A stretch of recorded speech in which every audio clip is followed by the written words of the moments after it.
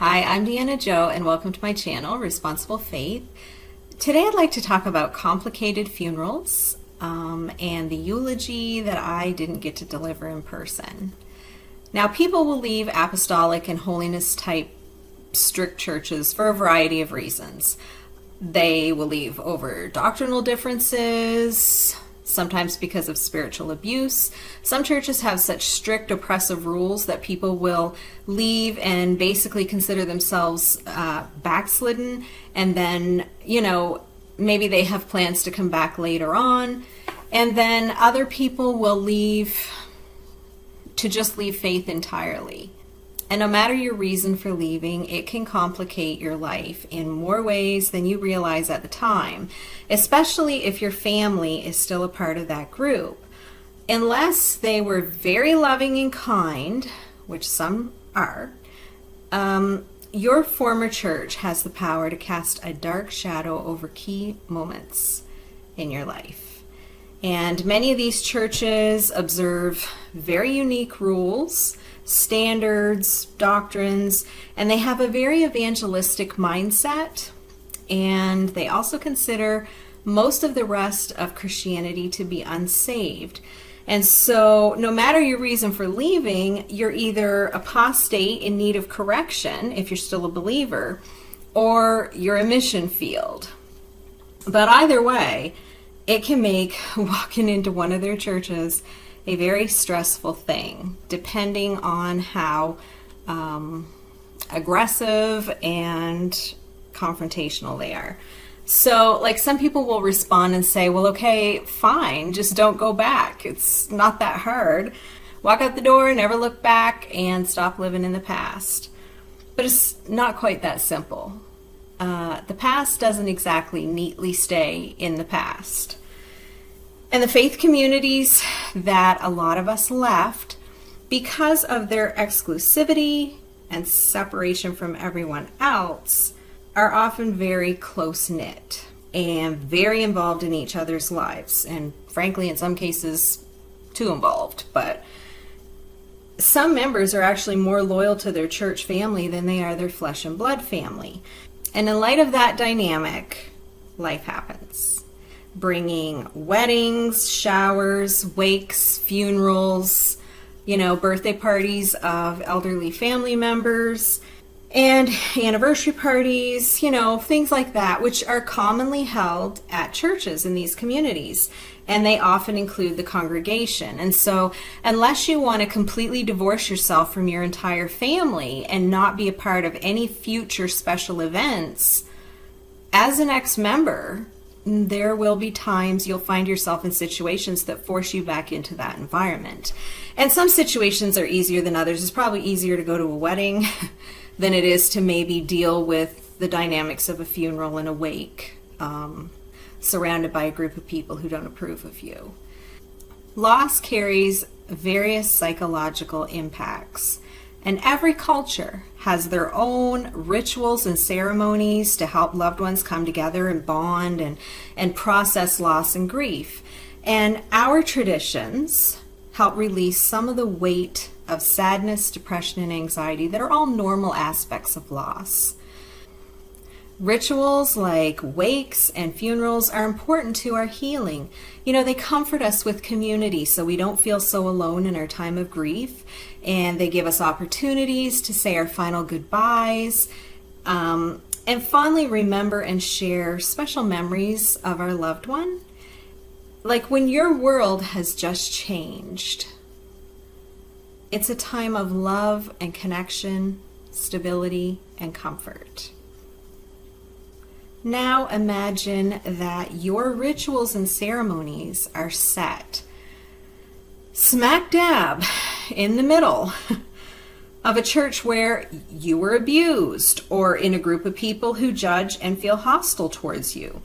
Maybe people you used to be close with, but they've turned on you for leaving their group.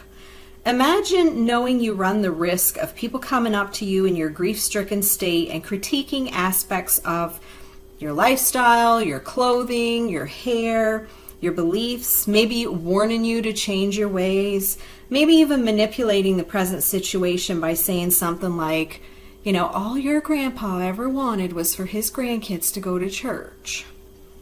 Things like that are exploitive and they're incredibly inappropriate. Imagine having to rush out to buy special clothing that fits the narrow rules of the church just to be allowed to participate. Clothing you may or may not have the extra money for and will likely never ever wear again. Imagine instead of hearing a sermon, fondly remembering your loved one with comforting scripture about heaven and the love and grace of God, you get hit with a lecture to get right with God. Fear tactics, cryptic warnings that, you're not promised tomorrow. Maybe even a little hellfire and brimstone. All because they never know when they will have you as a captive audience again. And so everything they've been wanting to say to you, the backslider, they now take this opportunity to say. Is this the purpose of a funeral? I don't think so. Imagine you're not good enough to participate in any aspect of the ceremony, so you're kind of relegated to being an observer, watching the approved members of their group monopolize the narrative. You just don't qualify. Imagine you have trauma associated with the building, or the songs, or a certain closet, or Sunday school classroom. Maybe you have trauma associated with that style of preaching or even certain scriptures, and so you sit in your car fighting a panic attack before you go into the building. Maybe you don't make it inside. Maybe you do. But you have to leave partway through because you can't breathe. Maybe you aren't even able to leave your house that day. This is a reality for many people who leave strict holiness churches or people who have been victims of severe spiritual and clergy sexual abuse or church sexual abuse. And I've heard from some of you. I've heard heartbreaking stories of, people being completely cut out of important funerals for their parents or their grandparents or their siblings, simply because they left a church or denomination. Some were not even told about the arrangements because they really don't have much of a relationship with that family anymore, and so they're now considered an outsider, so nobody bothered to even tell them. Others were welcome to attend, but not allowed to speak, sing, pray, contribute in any way, in an effort to protect the sanctity of the platform. A totally made-up concept. And I gotta say, it's cruel.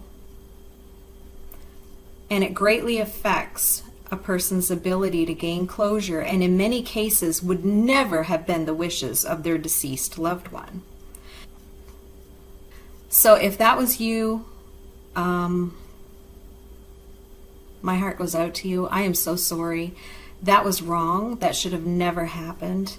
I hope you've been able to find some way to say your goodbyes, to kind of take back your power in that situation, and maybe go to the graveside or a special place that person loved, and maybe sing them the song that you didn't get to sing for them, or write them a letter, or say the things that you wanted to say. You could even get a few other friends together who also were excluded.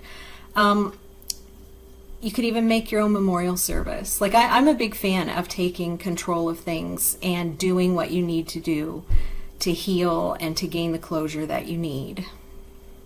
Now, to be fair, some of these churches are very kind, and they really do everything they can to ease people's grief. But some are the opposite, and they actually add to people's grief. To those churches and pastors, I would give this advice. A funeral is not the time nor the place to send a deceased person to hell in your sermon. You have no say in that. You don't know. You really don't. You don't know anything. It's also not the place to scream a nasty sermon about why you're right and other churches are wrong, just to kind of stick it to those people from other denominations who came to the funeral. It's not the place to confront people that you feel are unbelievers. It's a time to comfort, to show the love of God to people in their darkest moments, allowing them the opportunity to say their goodbyes to somebody that they love. Look, just because people hold different beliefs than you doesn't mean that they don't deserve that. Maybe if you do that, they will grace you with an opportunity to share your faith with them later on. Maybe not. But, I can tell you this. Exploiting people in their grief and kind of attacking them at a funeral is, it's wrong. And a funeral is not your opportunity to get wayward family members in your crosshairs so you can finally set them straight. You can do a lot of damage in those types of services, becoming a stumbling block to the gospel for those people in the future. Please don't do that. If you love people the way that you say you do, please allow bereaved families the comfort and closure that participating in a funeral can provide. Psalm 34 says God is close to the brokenhearted. Shouldn't we be as well? Matthew 5:4 says, "Blessed are those who mourn, for they will be comforted." If your church claims to have the power of the Holy Spirit, the Comforter, but you can't bring yourself to comfort those who mourn without pushing your agenda and controlling who participates, there's something wrong with you. And it's so weird that I had these notes all printed up and they've been sitting on my desk for a couple of weeks. I just haven't gotten around to making this video. And I swear in the last 2 weeks, I have noticed more people commenting in the support groups I'm in and online and in various places about being excluded from funerals and how hurt they were. And so, I don't know, maybe this is a timely topic. So I titled this video, "The Eulogy I Didn't Get to Read." And I'm really thankful that my experience wasn't nearly as extreme as many of yours has been. I battle chronic illness, which I believe to be trauma-related and connected with the spiritual abuse I suffered as a teen, and then all the fallout that came along with that. And because of my health issues, I've missed a lot of important life events. And for those of you who can relate, I'm so sorry. That's a heavy guilt and grief to work through. I missed my grandmother's funeral. She was 86 when she died, and I grew up next door to her, and I was at her house all the time. We were really close. And, sometimes even yet, when I'm feeling kind of lonely for her and I miss her, I'll watch old TV shows that she used to like. And that's with or without her signature lunch of fried potatoes, bacon, and freezer cookies. And the nostalgia comforts me. I mean, I'm sure I'm not the only person who does things like that. And she's been gone for 6 years, but really a lot longer than that because Alzheimer's stole her from us way before 6 years ago. And there have been so many things over the last several years that I would have loved to talk to her about. Grammy supported me at 2 very pivotal times in my life. When I was spiritually abused at 17 and my health deteriorated, Grammy was very supportive. And then later, when I was faced with an incredibly difficult decision that would impact mine and my daughter's life and future. And honestly, I will never forget the heaviness that lifted the night I shared with her everything I was going through. I can still see her sitting there squeaking away in her glider rocker in her house dress. And I told her things nobody else knew except my mom. And I really didn't know how she would react. Grammy was very traditional, from a different generation. And when I finished, she just, in classic Grammy style, Grammy was very practical to the point, she looks me straight in the eye and matter-of-factly told me exactly what she thought and what I already knew that I needed to do. And, hearing it from her gave me the courage and the strength to move forward with it. Knowing I had my parents' support as well as hers. Because I gotta tell you, divorce was never something I thought would be a part of my story. But sometimes life happens and there's nothing you can really do about it. And I have to say, Grammy's approval made that decision so much easier for me. And, several years ago, one night, I had a dream that I was standing at Grammy's funeral, giving her eulogy. And it was really weird at the time because Grammy was still alive and she was in the nursing home. And when I woke up, I quickly wrote down some of the funny things I remembered saying in my dream because I didn't want to forget them. And I tucked it in my nightstand drawer and just completely forgot about it. Didn't give it much thought for a few years. So when she died, I remembered that eulogy I had written in my drawer, and I pulled it out to read, and I laughed like it comforted me. And so I read it to Dad, and he laughed too. And so he was like, "You have to read that at Mom's funeral." And so her wake was on my 40th birthday. And the funeral was on my wedding anniversary. And I was already in a period of poor health when she passed, and driving an hour each way to her funeral and getting up to read the eulogy, it stressed me out. Let's just put it that way. And it ended up just being too much for me, and I ended up sick and unable to go. It's funny, the trauma memory that our bodies have that kick in when we don't expect it. And, I was luckier than some of you have been. I actually would have been allowed to participate and to read the eulogy and stuff like that. But unfortunately, it didn't end up happening. And they had a UPC family member read it at the last minute, which actually was kind of weird because my daughter was there. I don't know why they didn't have her read it. But anyway, it was nice that somebody read it. But, again, it's just not the same because, it kind of was my perspective on Grammy. So if you'll indulge me, I thought I'd reclaim that opportunity and read it to you guys. So I titled it Memories of Grammy Murphy, 10 Fun Facts. Number 1, Grammy was prompt.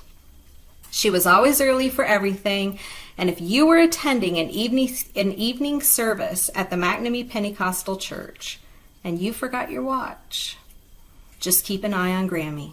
If you saw her stand to her feet, whether the service was dismissed or not, gather up her things, put her coat on, and bid her friends goodbye, you knew it was exactly 9 p.m. Number 2, she loved to argue. The highlight of her summer every year was when the Jehovah's Witnesses would come knocking on doors. Most people tried to avoid answering the door when they knocked. Not Grammy. She was waiting with her Bible open on the table and the teapot on the stove. And eventually they stopped coming to her house, and I always figured they had red flagged her address as one to avoid. And I remember how disappointed she was one year when she found out that they had been to our house next door and had skipped hers because she was home. Number 3, she was a tea pusher. Every time I visited her, one of the first things she'd say was, "Have a cup of tea, Dolly." All of us grandchildren were Dolly, and not one of us drank tea at that time. But she never gave up trying to convert us, though. And she'd also offer a cookie, probably from the deep, dark recesses of her freezer. And that was actually a trick, because if you accepted, she would say, with glee, "Help yourself, Dolly. It's not a restaurant." And that's a phrase that we still use to this day in our household and has even caught on with some of my close friends. Number 4, Grammy was always cold. I can remember driving by her house in the middle of the summer on a rainy day and seeing smoke coming out of her chimney. When you visited her, it was super warm, and she'd be sitting in her squeaky glider rocker in the dining room with her orange sweater on all wrapped around her, saying she was just right.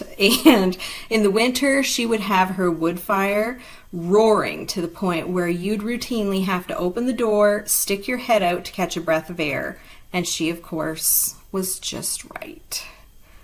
Number 5, Grammy loved sweets. She had a major sweet tooth, but was obsessed with trying to maintain her weight. And so she was always after someone to go for walks with her. And ice cream and other sweets, they were her weakness. And of course, it didn't help that she was a great cook. And so I can remember at Christmas time, she'd have all this Christmas cooking done, but she'd be pushing it on everyone because she would want you to eat it up. So she wasn't stuck home with it, because she knew if she was, she'd end up eating it all. We did not mind, I will say that. Number 6, she was a penny pincher extraordinaire. She loved shopping for clothes and shoes, and her closet was full to overflowing. She loved the thrill of a good deal and rarely bought anything that wasn't on sale. She also loved yard sales, and much to my embarrassment, when I was a teenager, she would get a kick out of haggling the prices of inexpensive items. When she moved into the nursing home and her house was packed up, each grandchild got to choose like a memento to have to remember Grammy by. And so I chose this set of 6 Christmas drinking glasses. They were like goblets. And I used to love them. I used to admire them in her china cabinet. And we thought they must have been a gift from someone because they were really nice.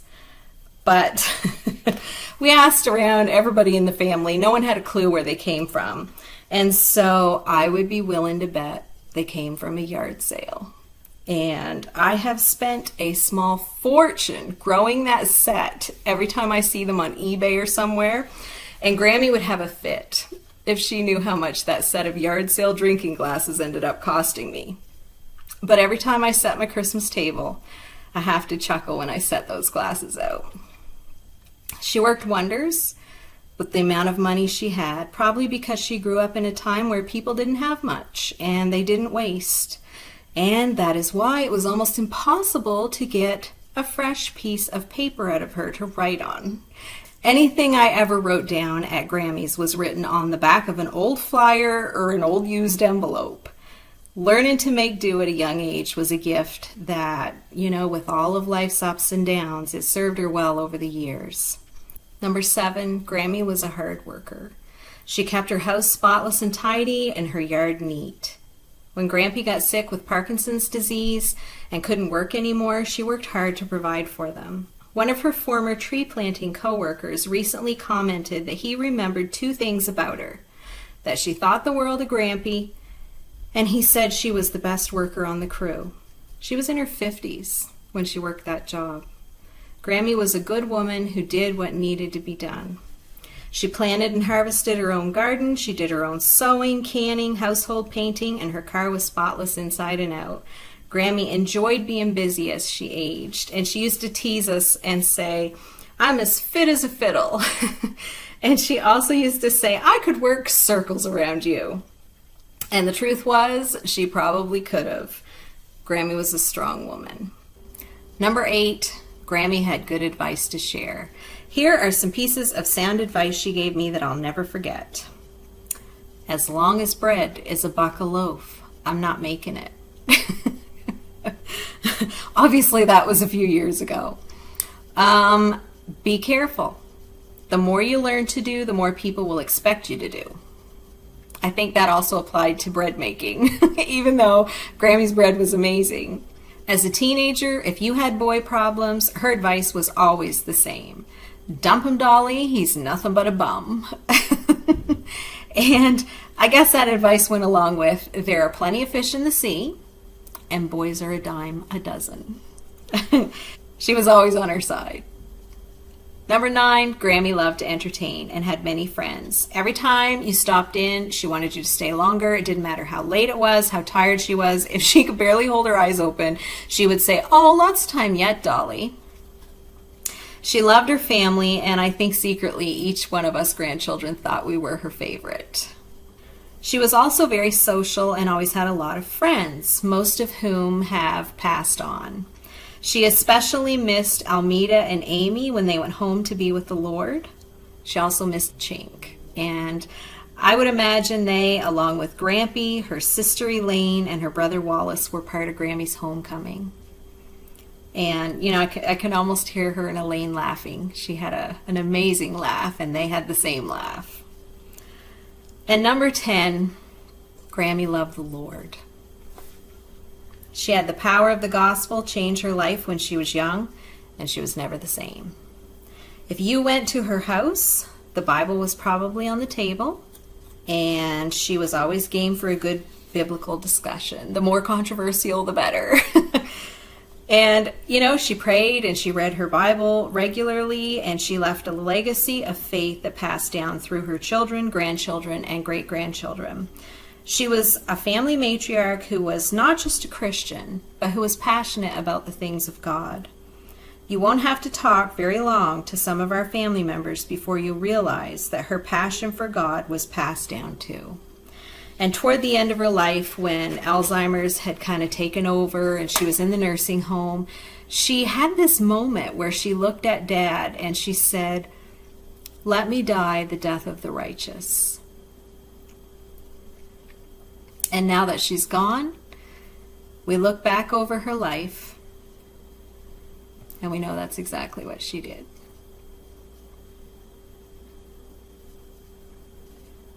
So I just want to close this out by saying thanks for listening, giving me the opportunity to actually get to share that eulogy. And, you know, if you have any hurts to share related to this topic, or even anything that special that you wish you could have said at a loved one's funeral, feel free to share it in the comments section. And if you enjoyed this video, you can hit like and you can share it. And if you'd like for YouTube to notify you when I post a new one, you can subscribe and hit the little notification bell. So I hope you have a good day.